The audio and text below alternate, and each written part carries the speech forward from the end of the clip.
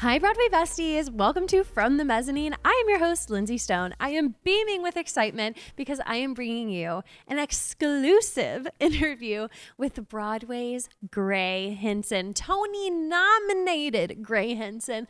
I adore him so much. Our interview was so much fun. But before we get to the interview, I have to give a major shout out to the amazing Museum of Broadway for hosting this interview.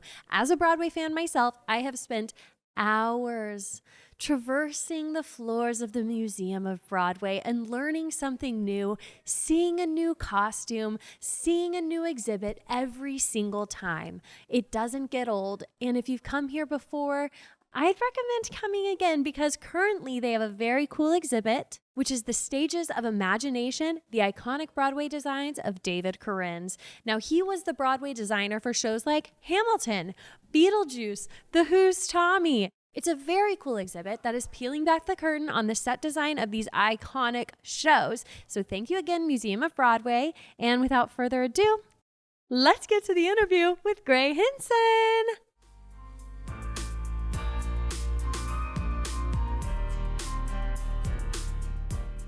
Hello, everybody, and welcome to From the Mezzanine. I am sitting here with literally my life has led to this moment, Grey Henson. Grey, welcome to From the Mezzanine. Oh my God, thank you so much for having me. You guys, I'm not going to tell you what all just went down, but we are running, and thank God that we are because I'm so lucky to be sitting opposite you. Oh my God, I am the lucky one. Oh, stop. For the Broadway Besties, Grey Henson is known for originating the role in Damian in Mean Girls. Yes. For being the amazing narrator number 2 in Shucked. Yes. For your Broadway debut being in Book of Mormon. Yes. And most recently as Buddy the Elf in Elf on Broadway. Yes, that's the resume. Quite the roster. Yeah, truly. I don't even know where to begin, but I need to get on my soapbox for one quick second. Great. Because I am the biggest Grey Henson fan. I've already told Grey this, but I've got to tell you one more time because you mean just the world to me. I first was introduced to you, of course, from Mean Girls, Damian. You have all the good songs in Mean Girls, let's be honest. They're so good. Most Broadway songs. A Revenge Party. Yes, yeah, the Revenge Party, of course. So I don't know, good. I would argue that Regina has the best songs in Mean Girls. But That is very, they're very good, but yes. Stop. I love Stop that. is good, right? That might be my most listened to song from Mean Girls, to be honest. Aw, that's so beautiful. I love You know, it. they cut Stop from the West End production and from the movie. I did notice it was cut from the movie. I was very disappointed. I know, me too. I loved Stop. Me but too. It's Stop with Broadway, I guess, unfortunately. And now we can always just remember it as you. And there's actually a pro shot of Stop on YouTube. Oh, is that right? Yeah, they released like a pro shot of a few numbers. Like I think Kate Rockwell's Sexy is fully on YouTube. Love. The entirety of Stop is on YouTube. Which is like so nice that that's captured forever. You know what I mean? Absolutely. Yes. 100%. Okay, so Mean Girls was everything Yeah, it's to a big me deal for me too. Yeah. until it came to an abrupt close come COVID, of course, which we'll talk more about that. Then I really saw him on a stage and was cackling my butt off the entire time and Shucked as narrator number 2. Yes. Who was narrator number 1? Remind me. Ashley D. Kelly. Y'all's chemistry was so beautiful. I love her so much. Yes. So I know that was funny. magic. True. And I came in as like a not last minute, but I was the only replacement for when they transferred to Broadway from out of town. Oh. Taylor Trench played Storyteller 2 in Salt Lake City. What? Yes, that's where they did their out of town, and he was playing the role, but he left to go do Camelot. Yes, that He checks played, out. I forget what the character's name is, but he left to do that, and so that was the only opening for Broadway was for Storyteller 2. Stop. So I snuck my way in there right at the end. Oh my gosh. I I know. love Taylor Trench, but I I love could not Taylor imagine Trench. anybody but you Well, in that role. I think what was special about those roles and why people really responded to us is because we sort of got to bring, I mean, you always bring yourself to what you do, right? But like those roles specifically was about highlighting like the individual that was playing it. Do you know what I mean? Yes. And so like it felt singular because it was kind of just us on stage, even though we were playing characters. And honestly, playing those roles was so hard. Yeah. You'd think those were easy parts. They're really not, because you have to pop in and out constantly. Yeah. We came out and just we only talked to the audience. We didn't have scenes. We barely talked to each other. We were just like doing stand-up comedy. for 2.5 hours, like, on and off. But like Buddy the Elf was so challenging in many ways. But the moment I started the show, I like went on the ride of Buddy the Elf, and like I blinked and it was over. So in a weird way, that was easier than playing Storyteller 2 and Shucked. Wow. Even though it was so much fun, it was like they were really hard parts. Yeah. That makes perfect sense. Yeah. Then I saw you in Tick Tick Boom at the Kennedy Center, Yes. Michael, Yes. and you played opposite Brandon Uranowitz and Danae Benton. Yeah. That was a great No. experience. You'll tell me about it later. I'm on Okay. my soapbox. Okay. Anyways, I just love you so dearly. And we Ditto. met on the Drama Desk carpet. Red carpet, yes. And I nabbed who I believe may have been your publicist or somebody. Oh, my manager, yes. I said, is Grey Henson coming over here? And she's like, yeah. And I was like, please, I have to talk to him. Oh my God. I have to tell you a funny story though, Okay. because you are on this pedestal to me. Oh On that pedestal, we also have Jeremy Jordan, Aaron Tveit, you know, Wow. all my Broadway boyfriends and Just people I me love. and my straight friends, yeah. Yeah. Yeah. So when I was talking to you, my sister was pinching my arm. I never felt it. After I wrapped up with you, I turned around and she's like, Jeremy Jordan was right behind you. And I was like, I don't care. I was talking to Grey Henson. I don't care. Thank you so much Yeah. for not overlooking me for Jeremy Jordan. Oh, never. But she was like, I couldn't believe you couldn't feel me pinching you. I was like, what did you want me to do? Turn around? No. I'm not doing honored. that. Thank No, you. you're everything. So anyways, at first I want to talk about starting your Broadway journey. Oh, How did great. that look for you? Oh. A young boy from Georgia. A young boy from Macon, Georgia. I always danced. I started as a dancer. Like I started in ballet when I was 3. And I was like in my little dance studio just dancing up a storm. And then I did plays sort of like peripherally. Like that was sort of my other side hustle as a child. Right. But like it was never my focus up until I got to high school. Okay. I really thought I was going to be like a male dancer for real. And like I was good at it. And I just like, it was my activity. We all have an activity. And then I started like finding my singing voice and I just enjoyed being funny. And I played a few roles in like middle school, high school, where I was like, oh, I think I'm good at this. And I also preferred acting to dancing just because there's a lot more freedom. Like in the ballet world specifically, there's a right way to do it and there's a wrong way. And there's obviously artistry in that. And it's beautiful, but it was a little more rigid. And like, I don't know, I developed my sense of humor around that age too. And it's just kind of the thing I've always done, you know? And then I just kept doing more of it, and that's what people knew me for. And they're like, oh, Grey's the actor. I was like, yeah, I am the actor.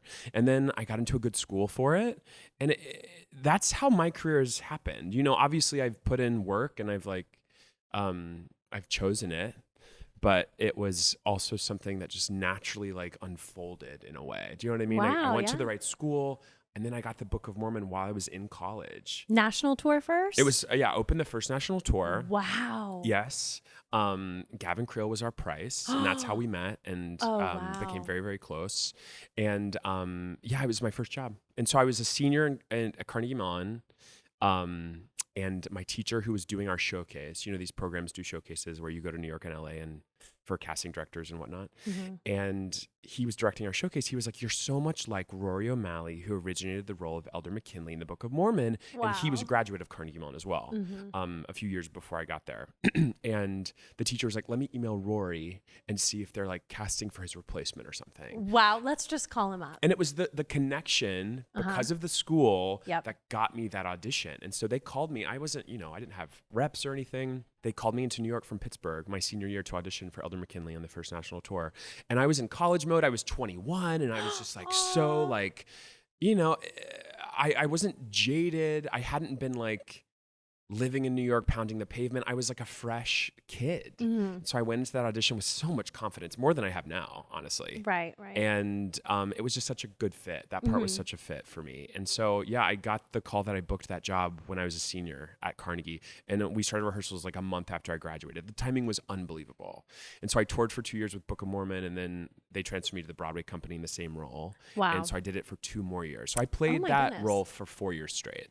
Do you think you could do it like in your sleep, or if they called you up now? It's funny. I mean, it was so long ago now, Yeah. right? Like it was almost 10 years ago now at this point. Goodness. Yeah, it's been on for so long. I know it has. And I did it like, I think my total was around 1,600 performances. Holy of that show, cow. of Elder McKinley. I know.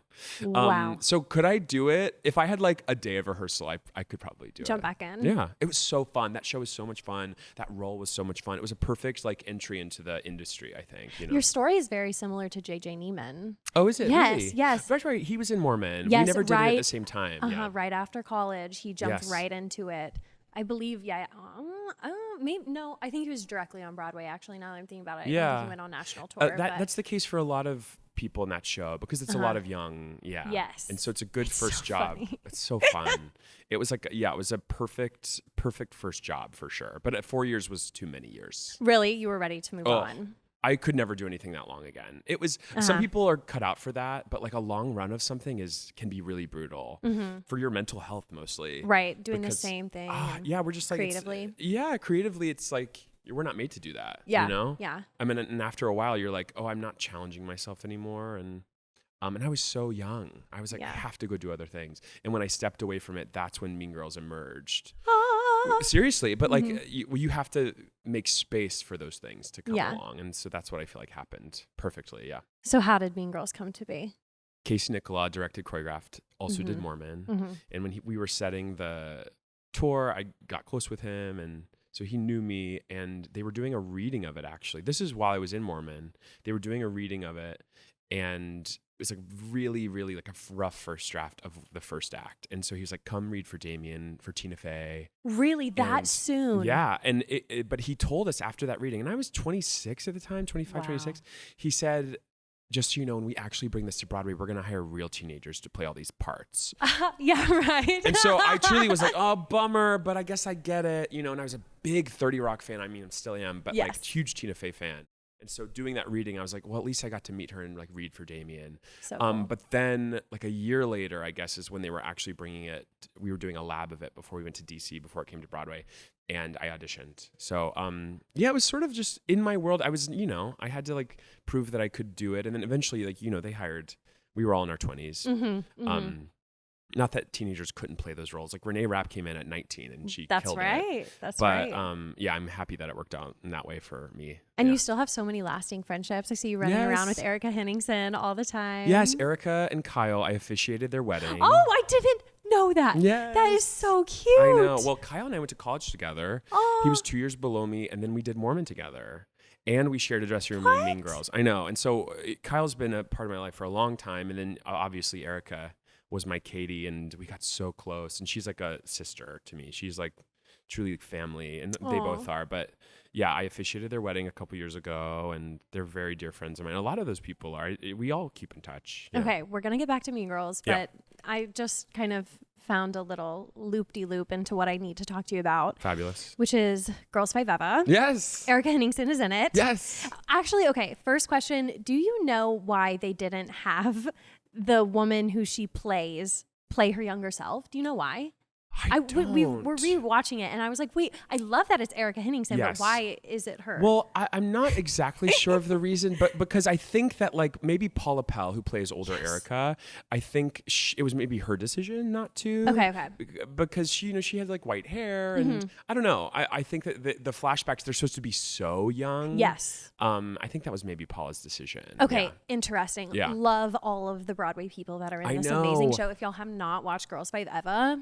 Yeah, I know. It's so it's special. The best. I'm so bummed that it was like canceled after the third season. It's I know. ridiculous. It's such a special show. Yeah. And you played like the record. Yeah, I was like the young record producer. His name was Tate, and I got that audition because it was a Tina production. Yes. She produced with her husband Jeff Richman, who composed Mean Girls. Right. And so I knew the whole team and the world of it, and when I got that audition, I was like, oh my god, this is so my part. Totally.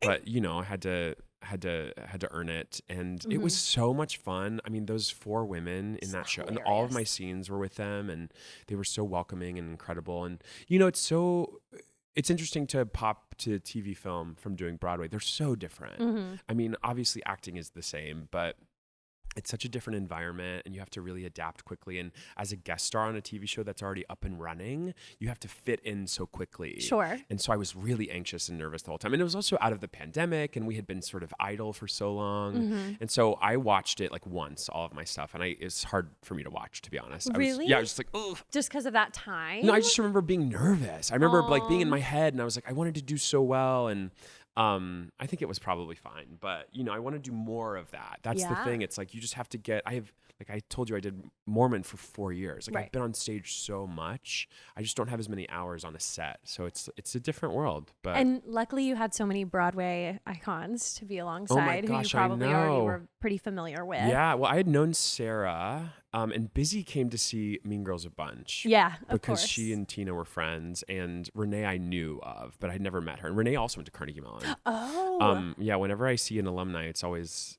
there's always so much to talk about. Yeah, you already have that connection. Yeah. She is so funny. She's I don't so know how good somebody in that can show. be that much of everything. Like she's perfect. I know. No, hilarious in that show. I want more of her on television. Me too. In comedies. Yeah. I want more of her everywhere. Everywhere. Yeah, I know. Me Love too. her. Yeah, that's like my favorite show. Yeah. And so when you popped up, okay. Fun, right? Yeah. So it was a fun. good arc too. It was like Loved. a lot of fun. I need to revisit that. Okay, back to Mean Girls. Okay. Because of course, you were Tony nominated. Yes. For Can Damian. you believe? I know. Shocking. How was that expected? No. Like, how was that moment when that came across your desk that you found out you were Tony nominated? It was a whirlwind, wild moment. I mean, I really wasn't expecting it, truly. And I know people say that, but I truly wasn't. At that time, I was just having so much fun playing that role. And I was so lost in it because we were putting it up. And it was the first time I was originating something. And I was, 27. I just wasn't really thinking in that competitive sort of like award season way. Right. I think there's certain shows where you're like, this is for the Tony Awards. Yes, totally, and they're amazing. Yeah, like Mean Girls, how fun. Yeah. And you're all wrapped up in it. And Damon is just so beloved. But it wasn't. So worthy of I that. think that's maybe why I got recognized by the Tonys, is because I was just sort of enjoying myself. And the part in the show, obviously it's about women and female friendship and whatnot. And so I sort of stood out in that way just because I was the gay. I was the boy in the Mean Girls of it all. And yeah, it was such an amazing, pleasant surprise. My manager, she told me, she was like, I knew you were going to, she knew it was happening. Aww. But I was, you never want to expect that kind of thing. And then you never want it to like change you or your performance or like your purpose, you know what I mean? And so it's so easy to get lost in it. And then the weirdest part of that nomination was like afterwards I was so in my head all of a sudden. Because I was like, oh, now I'm a Tony nominated actor. I better deliver that. Do you know what I mean? Yeah, yeah. And so it was, it was crazy. It was cool. It was so surreal. And I kind of still can't believe it happened. And I will, it'll be on my tombstone. Yeah, but so special. And then we performed at the Tonys. And that's such a fever dream. And you were front and center for that performance. I watched it this morning in preparation. And I was like, wow, he carried. When I tell you, it was the scariest thing I've ever done in my life. Really? Performing at the Tonys. When you're a nominee and you're doing your number, it's a lie. I mean, everyone watches the Tonys. Yes. And we were the first performance of the night. Oh, eek. Oh, and it was Radio City. And seriously, you guys, like literally I've never been more scared for anything. And I also can't watch that because I'm like, I was terrified. And you were so good. Radio City though, you know how like you've been, obviously. It's a football field. Yeah, like, ginormous. Truly, it's so ginormous. And you go from these like intimate Broadway houses that feel like a little safe cocoon onto this massive stage on live TV. Like you can't see the conductor, you can't hear yourself. It's just like a huge, massive stadium. And it's just terrifying. And so like I think I remember watching the performance thinking like, ooh, I can't hear myself. I'm nervous. And then by the end, after the plastics come out, it was like a montage, right? Right. Plastics come out, they do the whole thing, and then we do the end of the number. I was like, oh, now I'm having fun. But it's just like how anyone can ever deliver a good Tony's performance is beyond me. So when that happens, I'm like, this is unbelievable because the odds are kind of against you. That checks out. Yes. But you were remarkable. I would have never known. Oh, good. It is so much fun. I mean, like it's like the biggest rush of all time. Did you have a favorite Tony performance from this most recent Tonys? Ooh, yeah. Gosh, so many I thought were really fantastic. I love the maybe happy ending moment. Oh, yes. Of course. Beautiful. Wait, what else? What was? We had Gypsy, we had Sunset, we had Audra yes. just like yelling at us. I think it was, yeah, for me it was the Audra and the Nicole. I mean, just to have those women be alone on stage singing those songs, I thought was really spectacular. And what an exciting year for gay people to watch these divas sing incredible songs. I know, yeah. It was so exciting. Yeah. Okay, so Mean Girls movie, of course, came out. Yes. Tell me about, did you see it? Of course. Yes, yeah. I loved it. Yeah, I did too. I was invited to the opening and I was out of town, so I couldn't, the premiere. Right. So the opening night, darling. Yeah, I have never met Jaquel, but Never? we've DM'd. Oh. He came to see Shucked, but he didn't stay after, I don't think. No, yeah. Love him so much. Yes. Thought he was phenomenal. He was amazing. Yes, yeah. Yeah, I thought it was a really exciting adaptation of something that we loved. So it was also wild to, I know the movie so well, the original movie so well. I grew up with it. And then the musical, obviously we had such a hand in it. And so just seeing all the different versions of it and like the little things that like we created in the rehearsal room that made it into the musical that then were in the movie. It was just, it's so cool to add to the legacy of it all. And it just closed in London too, I think, right? Yeah. So Mean Girls will follow me around forever. It will, whether you like it or lovingly. not. No, I love it. Yeah. Oh, I'm sad that y'all haven't connected because I just adore him. I ran into him in Times Square one time very randomly, and I went up to him, and it was very recently after Mean Girls movie came out, and he was lovely. Oh, he's so sweet. Him. Yeah, we have DM'd, but we just have good. never connected. We should get together. When I saw him in A Strange Loop, that performance in that show like really affected me in such a beautiful way. And like I don't often cry in theater for some reason. I don't know why. I think as an actor it's hard to like really get lost in something. Okay. Because I'm always like, you know how the sausage is made? Yeah. Does that make sense? Yeah. So when I watch things, I'm sort of like cerebral with it. But that makes sense. Yeah, in Strange Loop there was this like, I mean, one of the many beautiful moments, but he like leaves this guy that he was with, and his song, like, why did I do that? I forget what the name of the song is, but I was weeping watching that. And I thought he was so fantastic and such a good choice for Damian. Yeah. He was excellent. Anna Lee was so fabulous. Yes. I really loved it. And then of course Renee reprised her role. You were on stage with Renee. Yeah. Before she has become the woman she is today, which has taken over the world. Yeah, she was a baby. She was right out of the Jimmies when she joined us. Yeah. How has it been to see like her trajectory, her career? Amazing. Yeah. Amazing. I love how much confidence she has. Yeah. I love how unapologetic she is. Yes.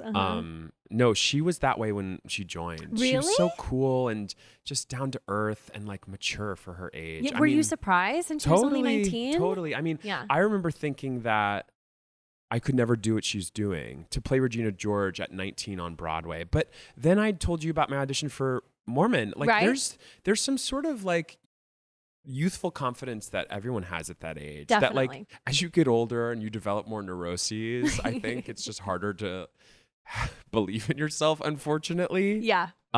Which is a shame. You think it'd be the opposite. But no, she was amazing when she joined. And I got to do the show with her for a little under a year.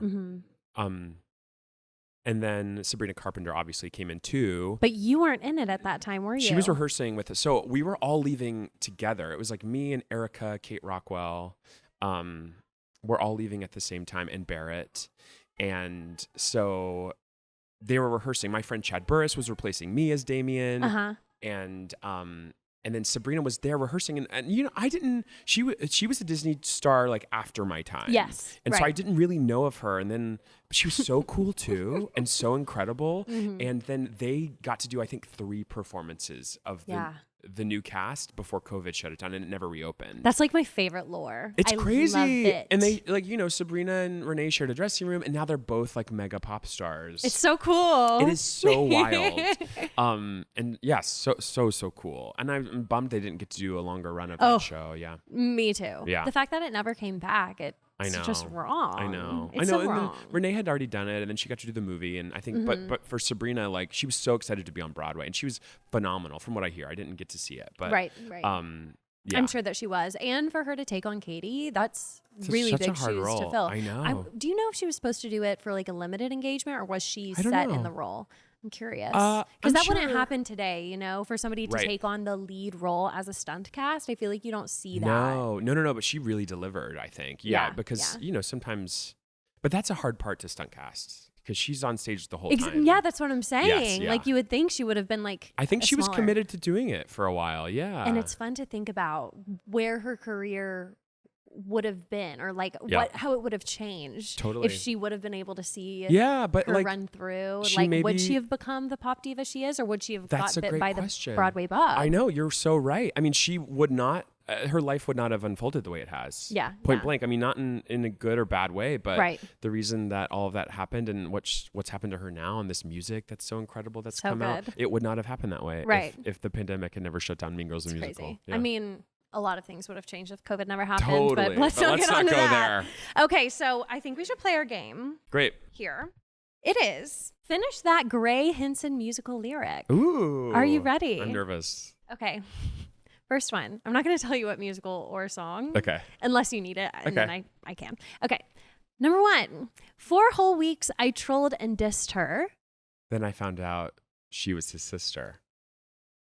That's a good. I love that. Yeah, it's from Hashtag Stop. obsessed. The lyrics Stop. are so good. So good in that. I was just talking to Nell Benjamin, who did the lyrics, obviously. And, you know, she's married to Lawrence O'Keefe and they did Legally Blonde. I just sang So Much Better in a cabaret for them. Literally, they were like, will you sing So Much Better for Legally? It's truly the best thing I've ever done in my life. And when I tell you, like, I think it's every gay boy's dream to sing So Much Better, but she was telling me how when they were writing Stop wasn't in DC when we were out of town. It was a different song called Bossed Up that opened Act 2. And then like we got good reviews and they were like, we need more Damian. And so they added Stop for me. Beautiful. And Nell was like, one of my favorite things was writing you all those lyrics about being Lumiere and having a crush on the Beast and all that stuff. And she was like, I was so excited to hear you sing them for the first time. It was just like a really special moment. Oh, But that's awesome. the lyrics are so fun in Stop, I think. They're so fun. Yes. That's why it's my most listened to Mean Girls song. Yay. Okay. Sweet corn, street corn. It's really hard to beat corn. Okay, one more time. Okay. Sweet corn, street corn. It's really hard to beat corn. Hands or feet, no wrong way to eat corn. It's a resource that's always renewable. Bring it to a bris or a wedding or a funeral. Beautiful. Wait, that should not have been as hard as it was for me. That was really good. You went on. I was Okay, like, I'm going to good. let him keep going. But yeah, sometimes you just have to like get back into that headspace. That song is crazy. Oh my God, it was so much fun to do. Opening Shucked was so much fun because we like ran out. You know, there's like that second tier, like it was the big barn. And like we had this whole thing. We had this backstory, me and Ashley as the storytellers, where it was like our story that we were telling, but we had hired actors to play the roles, but they didn't show up for the performance. And so we had to run on stage and like tell the story and we were not prepared. And we were really nervous to see the audience. And so like starting Shucked every night was so much fun. And then we got to run down and sing Corn, and the audience was so game and so excited, and like it was unbelievable. And on the closing night of Shucked, we ran out on stage to like the most amazing applause. I just saw the closing of Boop. Closing nights are so bittersweet. Yeah. Obviously, it's like heartbreaking that people are losing jobs, but like to see the support and like it's the last time this group of people is going to be singing this or doing this show. And so for Shucked, we got to open the show, and people were just like forever just clapping, and I started weeping on stage before we started singing. It was so sweet and special. My friend was at that performance. Oh, yeah? I don't think I've ever been more disappointed that a show was closing than Shucked. I think that was the know. most disappointed I've been. It definitely had more Both life broke in my it. heart. It definitely had more life in it. did. The tour is doing really well now, Yes, but yes, it is. yeah, it was a bummer for us too. Major bummer. Okay, next one. My name is Karen. My hair is shiny. Okay, my name is Karen. My hair is shiny. My teeth are perfect. My skirt is tiny. That's right. Yes. That's right. Okay. This might be a deep cut or not. Okay. Hello to dear Mr. Doorman. Oh, wow. Oh, no, this is hard. We only did Tick Tick Boom for 2 weeks, and we rehearsed for 2 weeks. I'm sorry. Okay, hello Hello to to dear Mr. Mr. Doorman. Doorman.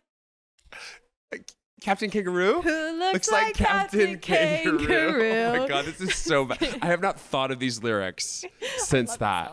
Wait, what's after the kangaroo? Who looks like hello, dear sir, and how do you do? Wow. I could get used To you get used. Wow. to you. No, that's really not in my brain at all. Wow. That's shocking. I know. Yeah, that's a fun song, but also a hard song. Yes. We're moving on up. Oh, that was so fun. Yeah. But I was in a full suit. Yes. Running around with Brandon Uranowitz in that number. That So was so fun. I can't believe you saw that. I loved it. That's great. Are you just a big fan of the show and that's why you came? Well, you and Tick Tick Boom. I was like, Grey Henson, Tick Tick Boom. DC, it's a fun I trip. love Tick Tick Boom. Like, that's one of my favorite musicals ever. Oh, cool. Great. I'm so glad you came. Great music. Yeah, we had a lot Jonathan of fun. Larson. Yeah. That was also really exciting for me to play something different. Because I think people think you kind of do one thing. Yeah, and typically you're the comedic relief. Yeah, tap dancing gay teenager or Yeah. something. And so like we'll happily do that, but as a 35-year-old man. But like that was sort of my trope, right? Yes. And then like the jolly like sort of playing myself, and I was like, no, I have a BFA. Like I know how to act. And Yeah. everyone's like, oh, real acting is dramatic acting, which I do not think is always the case. I think comedy is really hard, and when it's done well and looks seamless, people assume it's easy, and it's not. But like to be able to play something a little more dramatic and to take that turn and Tick Tick Boom was like really exciting, just to be like open up this other part of my career. You know? You were excellent as Michael. Thanks. And that was a very hard role to play. Yeah, it was heartbreaking. Very so good. heartbreaking. Also, that production was different because normally it's just a 3-person show, right? Yeah. And we had a full ensemble. Yeah. And so a bunch of the Michael stuff was given away to the ensemble. And so it was like really just a narrow focused portrayal of that character. But it was fun. It was a good loved experience. it. Yeah. Okay, this isn't a lyric, and you might not remember, but I love this. This is a bonus point. Is this a line? Okay. Somewhat. Okay. Okay, at the Macy's Thanksgiving Day Parade. Oh, honey, I remember you this. said you called the Jolly Green Giant something. What did you call him? Batty Green Daddy. That's right. That was the best thing. Truly, that was the biggest gift Robert Horn has ever given me. Because it was so perfect. The show is so irreverent. And it's like the Macy's Thanksgiving Day Parade is like the Tonys in that it is the best advertisement for Broadway because you get eyes on stuff that eyes on these shows that never would see them. And so when we were on, obviously Corn Thanksgiving, it was perfect. Yeah.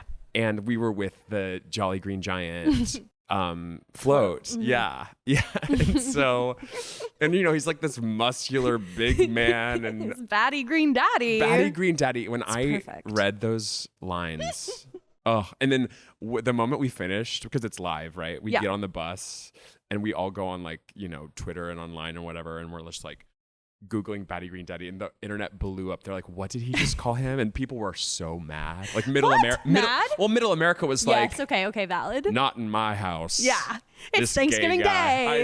I know. But I loved that so much. I remember it. Like I remember where I was, and I was like, because I mean, know. my whole family. I was like, Shucked is on. Nobody in my family had seen Shucked, and I was like, everybody sit down. We're watching this, and you said that, and I was like, I was gagged, and I was like, rewind, play, rewind, play. That's also a scary one too. Like live theater. I mean, performing on TV live television stuff is so scary because you're just like, if you mess up, you're gonna mess up. You know what I mean? And so and it's also like 9 a.m. and we had been on the float the whole time.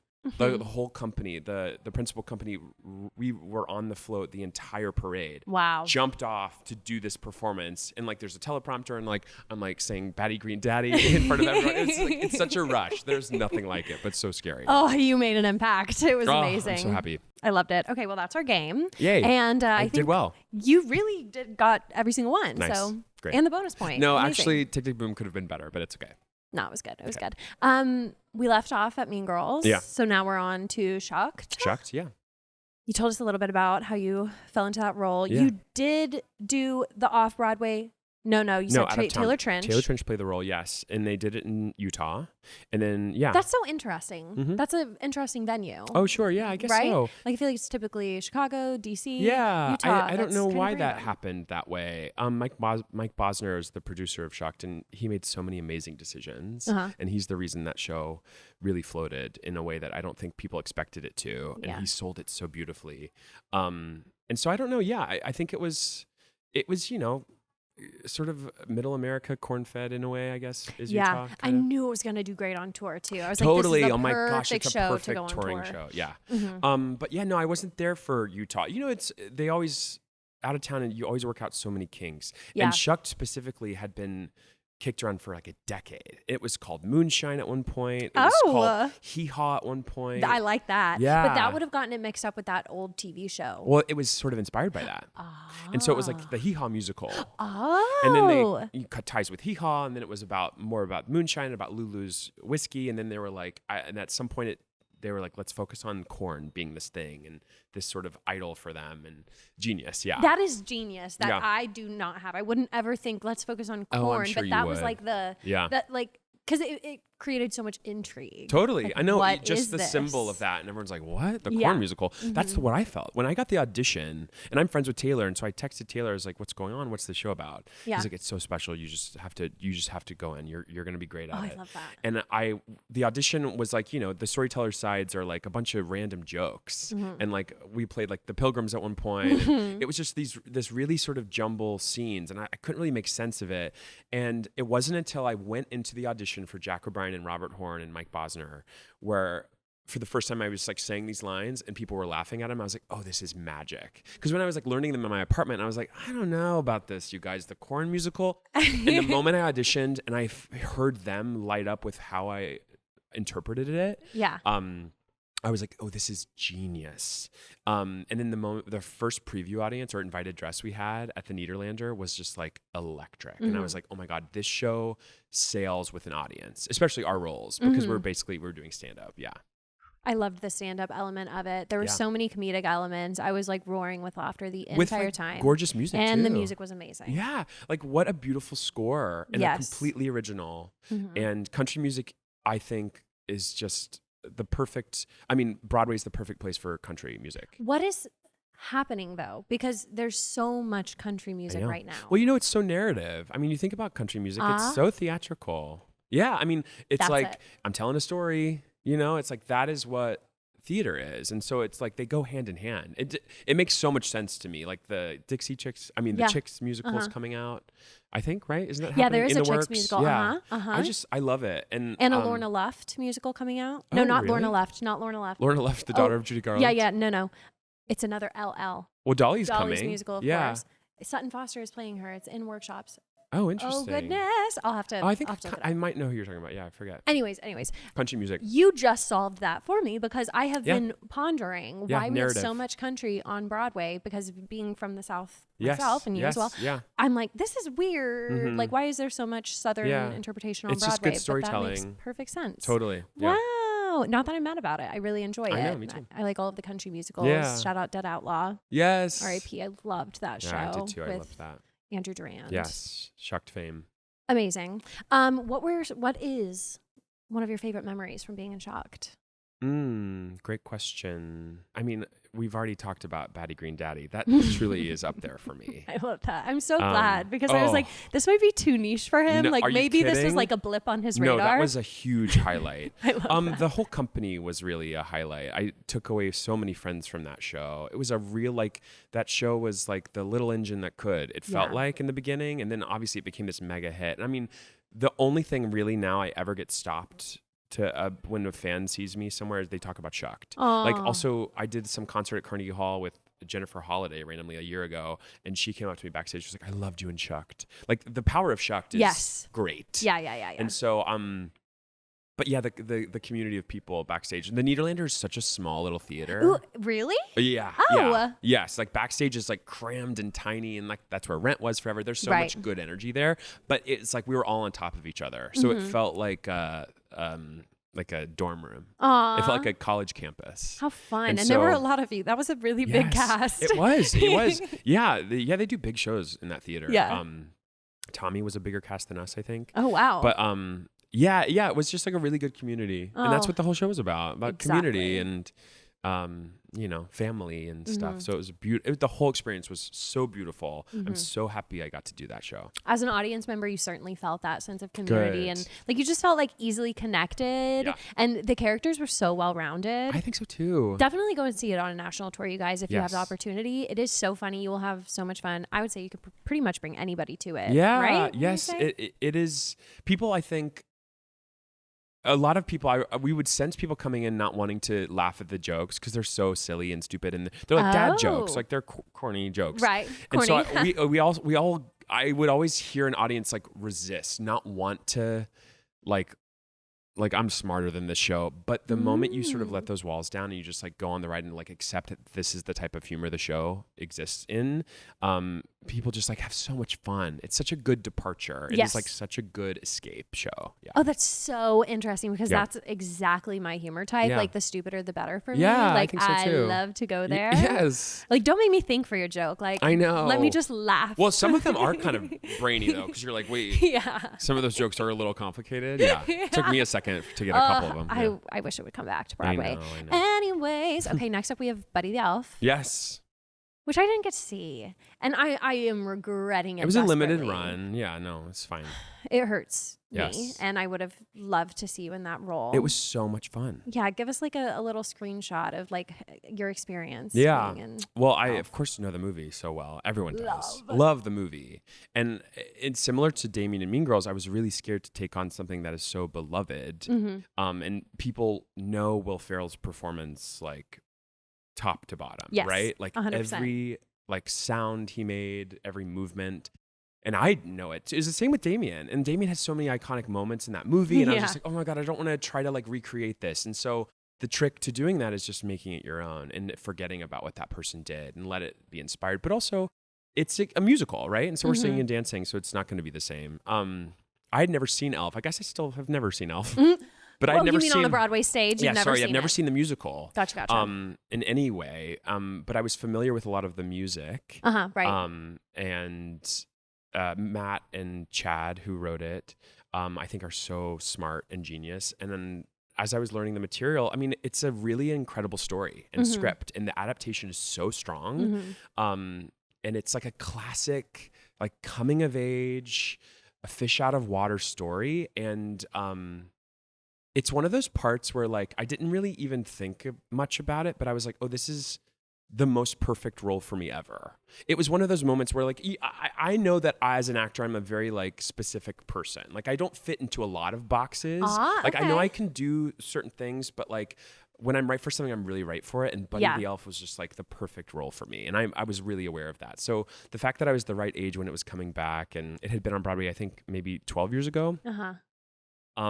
It was just the most amazing experience. And I got to lead a Broadway show. I got to be like, a romantic interest. I'd never done that. I've always been the sidekick, funny friend. And it was just a real big challenge, but also the most rewarding thing ever. The company was incredible. It was really well received, which I think we were all super surprised by.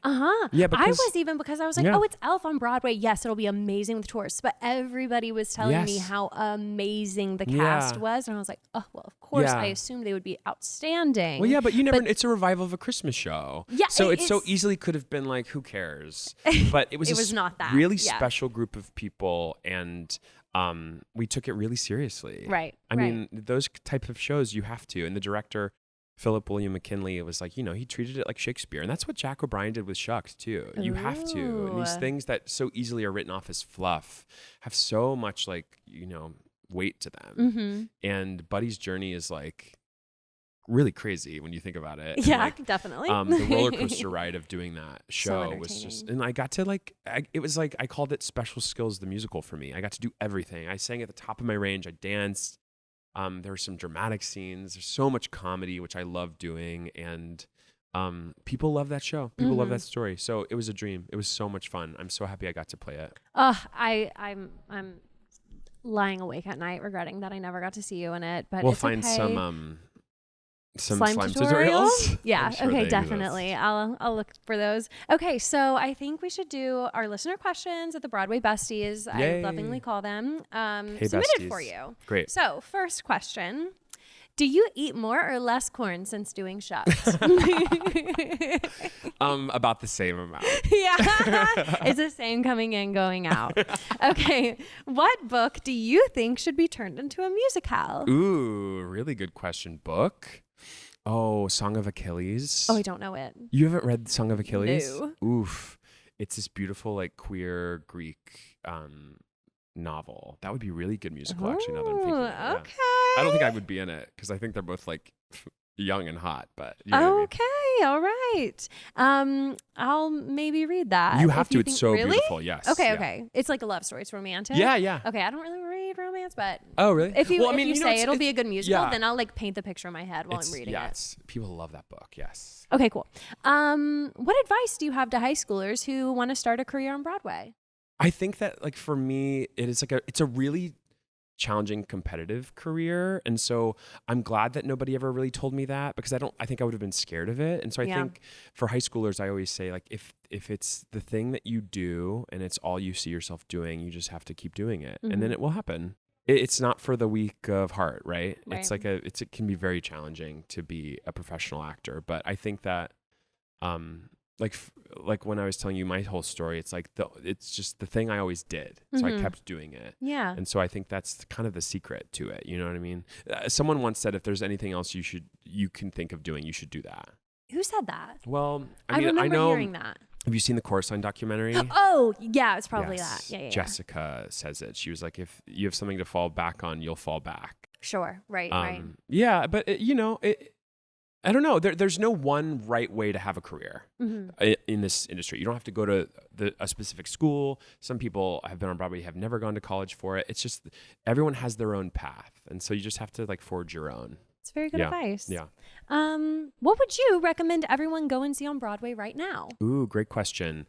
John Proctor's The Villain. Oh, I was thinking my outfit was kind of John Proctor coded Totally. today, right? Yes, The Crucible. Yeah, it's giving. I loved that play so much. Have you seen it? Yes, I have. Oh, the ending really, I mean, I don't want to give anything away, but the final moment with the song, I was so moved by, and I wept. Yeah, and I same. didn't expect to, but I think it's a beautiful play. I'm so happy it's being adapted into a movie. I'm very Yes. excited about that. Yeah. Tina Fey? Tina Is Fey? Tina Fey? Yes, Yeah, she's working on it. Yeah. Perfect. I know, genius, yeah. It's going to be very good. Okay, last question. Favorite food to get you through an 8-show week? Ooh, great question. Corn? No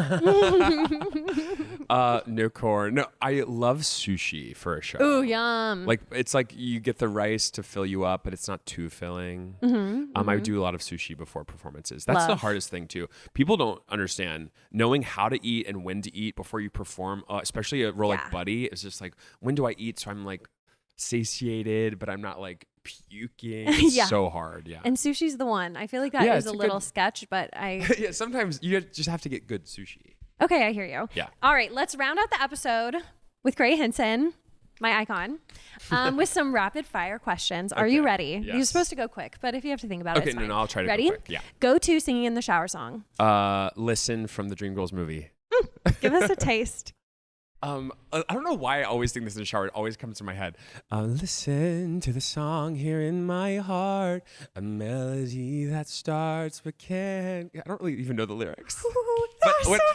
I don't know why every time I get in the shower, it comes to my mind. Or you're like, nobody's there to judge you. So Ooh. Oh my God. And it's Beyonce. I think that was written for the movie, no? I don't remember. I don't think it's in the original. The movie, though. Oh, it's so good. I've never seen the Broadway production, only the movie. Yeah, so me that's neither. all I know. Yeah. Love. Okay, who's your favorite Broadway diva? Right now, it's Jen Simard. Oh, yes. Yes. Yes. You've seen Death Becomes Her? Of course. Yeah. Jen was in Mean Girls with us too. Oh my gosh. Yeah. I went down She a replaced rabbit Carrie hole. Butler. Yeah.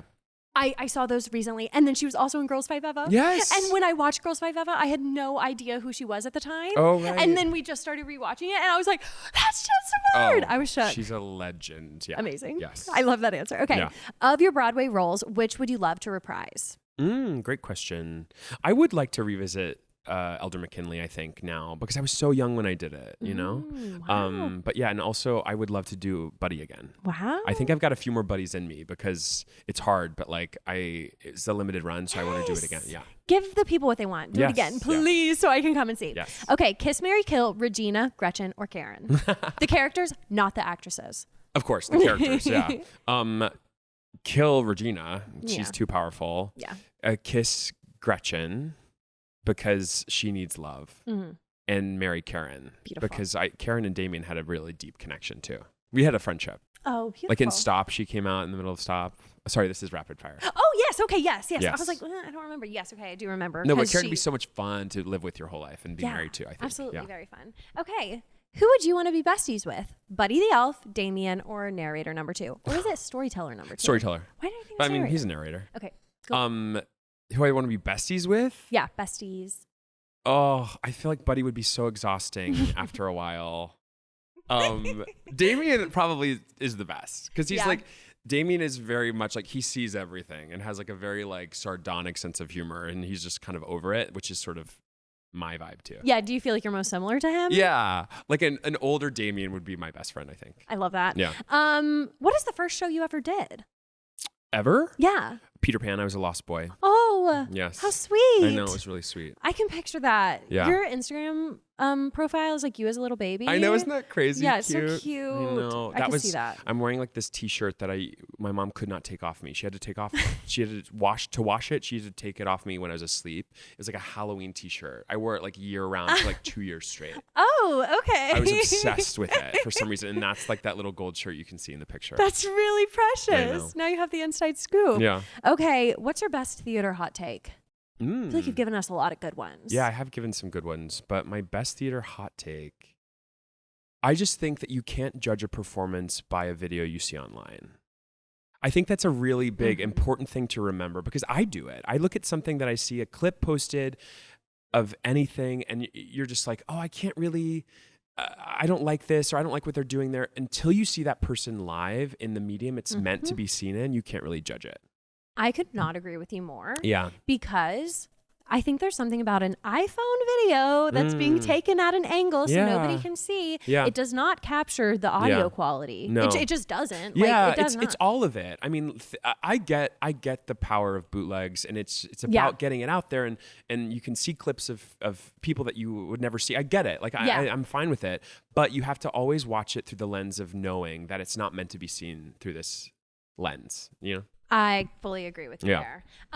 What is the best performance you have ever seen? Oh my gosh, what? That's hard. Best performance I've ever seen? Gosh, there's so many. There's so many. Oh my gosh, I saw Audra and Lady Day at Emerson Grill. That was incredible. And I sat like on the stage and watched her do that. That was unbelievable. Oh gosh, there's so many. Honestly, when I was in college, we all came my freshman year to New York and saw Next to Normal. Oh my. The original cast of Next to Normal was unbelievable. That was like life-changing for all of us. Was there one standout or just the cast as a whole? Everybody. But you know, Alice Ripley's performance was so electric in that. That show is so great. Yes. And there's the London version. Yeah. Was filmed, and I've seen clips of that, which is amazing. So yeah, that's standing out to me right now. And then obviously like Spring Awakening was so formative for me, and like that was when I was in high school, and so I came to New York and saw that and that performance. That's where I made my Broadway debut. That was at the August Wilson. No way. Not the August Wilson. Where's Mormon right now? Eugene O'Neill. Ah. Yes, but that performance was amazing too. Yeah. You didn't see that with the original cast. Yeah. You saw it with Leah and Jonathan Groff? Well, crazy story. Like Jonathan Groff brought me backstage, and I got to meet him because a friend of mine's mom was his like pen pal or something, and so I was like in high school, and I actually came to New York to audition for Spring Awakening when I was just like, I didn't have an agent, I didn't know anything about anything. I went to this big open call, and of course nothing came of it, but she emailed Jonathan, who was starring in it, and was like, this kid's coming from Georgia, will you meet him after? And he brought me backstage. And the craziest part of this story is, as an adult working in the industry, I met Jonathan, you know, like years ago, and I was like, hey, I know you won't remember this. He was like, yeah, I brought you backstage when you were in high school. And I was like, what? He remembered the whole thing. Only Jonathan Groff. I know, and I was like so touched and impressed that he recalled all of that, because like, you know, as someone that has done theater for younger people, like, you know, I meet so many amazing people. It's hard to keep all of that straight, but like he was like, yeah, I totally remember that. That's crazy. I know. Such a sweet story. I cannot believe you saw the OBC of Spring Awakening. Oh my gosh. That's like street creds. Unbelievable. Yeah. So I love good. that show Yeah. so much. I can't only imagine Yeah. seeing them on that stage. I would have been so in love. And as a high schooler doing theater, it was the ultimate. Yeah, that's so cool. Well, Yeah. that's all I have for you, Grey Henson. It has been the thrill of a lifetime having you on From the Mezzanine. Thank you so much for having me. I appreciate you. What Cheers. a treat. Cheers. Bye, Broadway Besties. Bye.